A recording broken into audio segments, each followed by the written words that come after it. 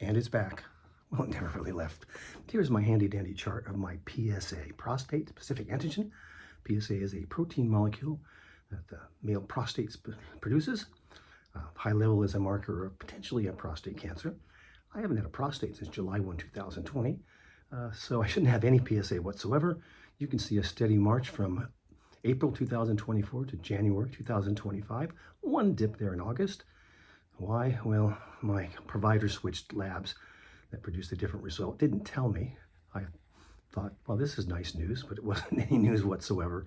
In any event, it has now reached the stage where we would call it biochemical recurrence. Again, it's not recurrence. It's always been there.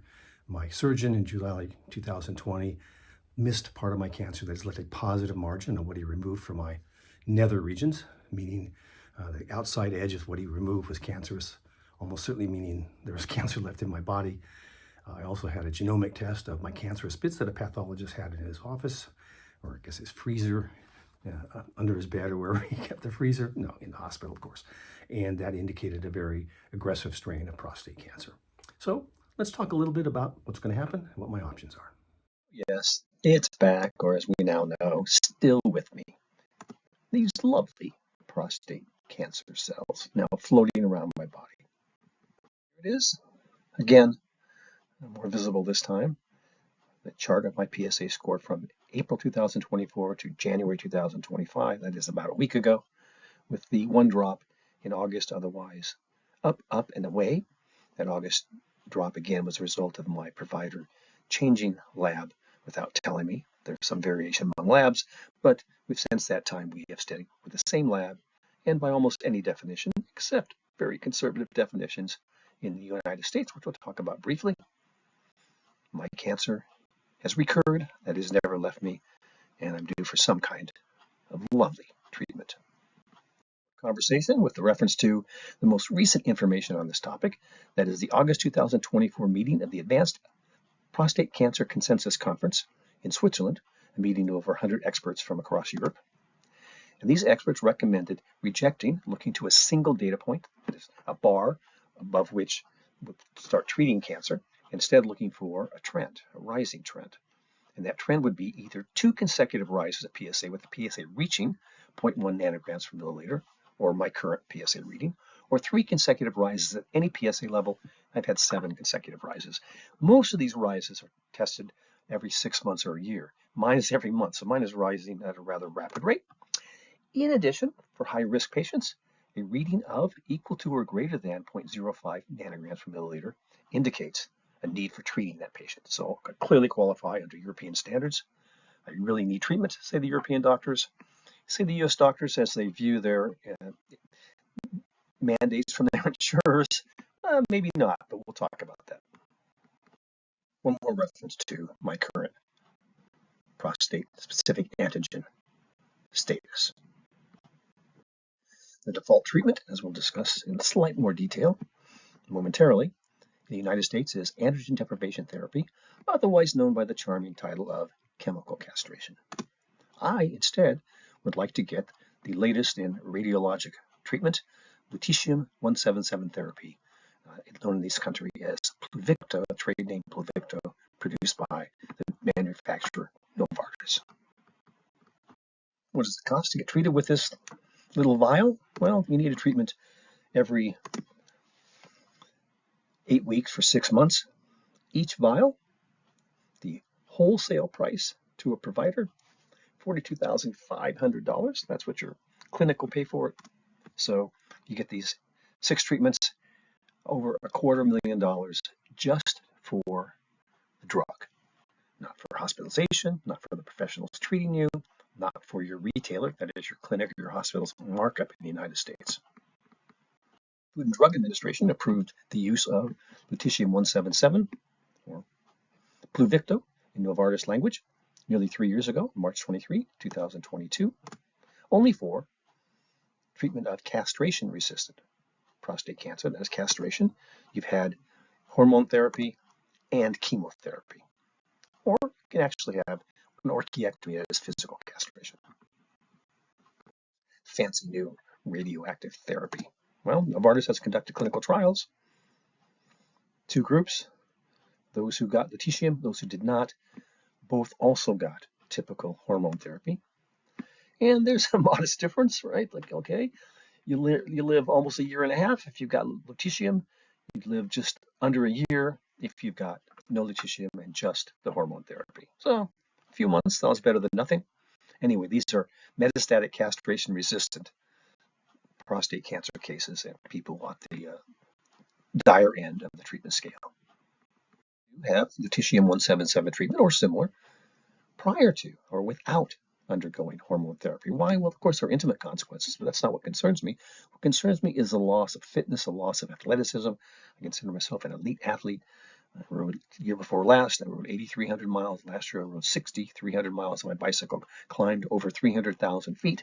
I'm signed up for two of the hardest races in the world, gravel races, one called Unbound, a 200-mile gravel race with 10,000 feet of climbing in June 1st of 2025, and my tune-up will be the Mid-South, 100 miles of gravel and mud with also 10,000 feet of climbing. And I'm not going to be able to do that if I start to undergo hormone therapy, that is suppression of testosterone.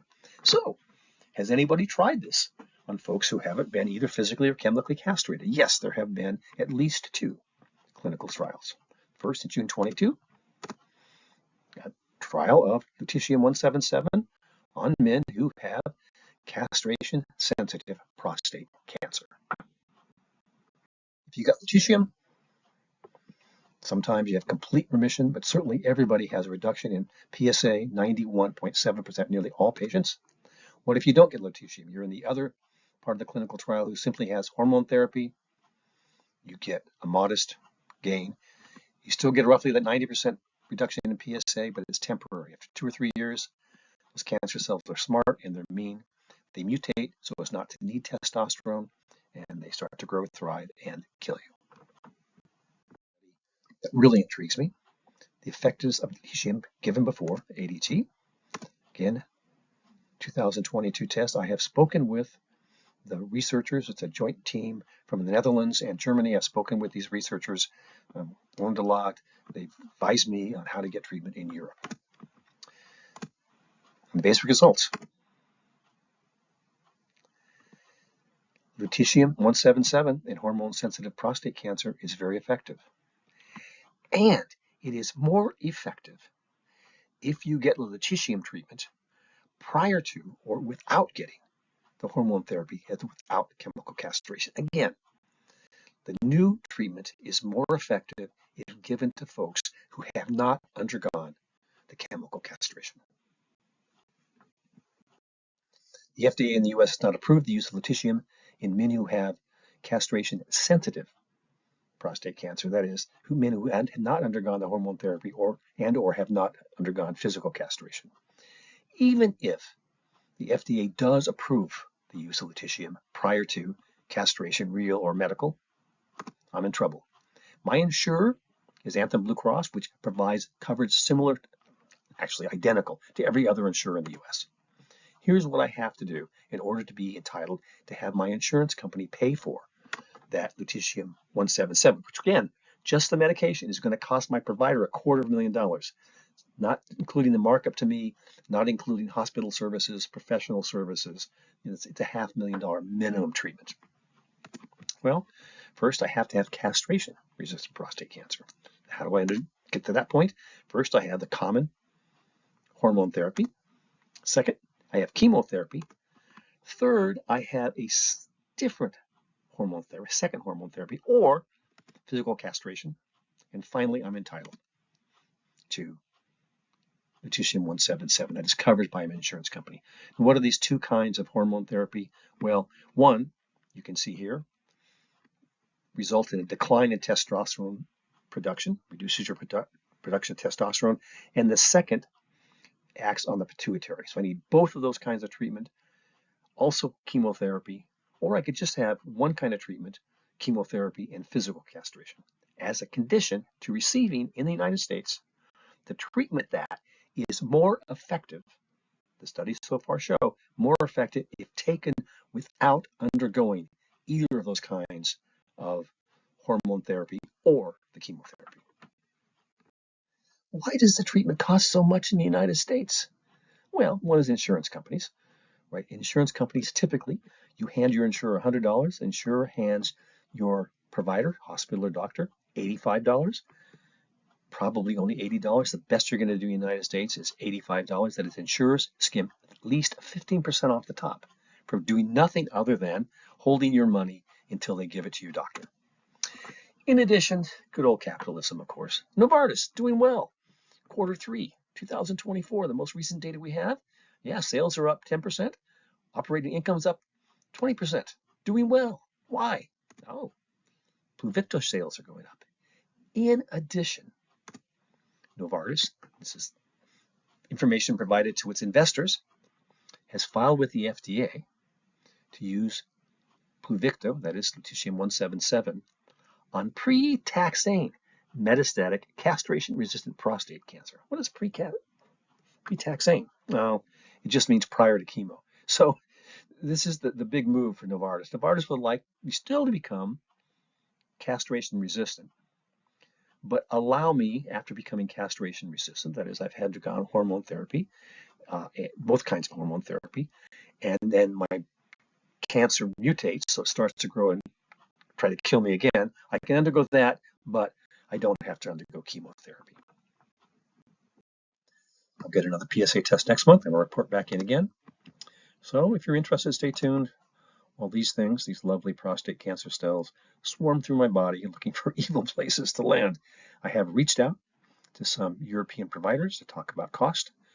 Typically, the cost is around $25,000 for the whole treatment, including the drugs.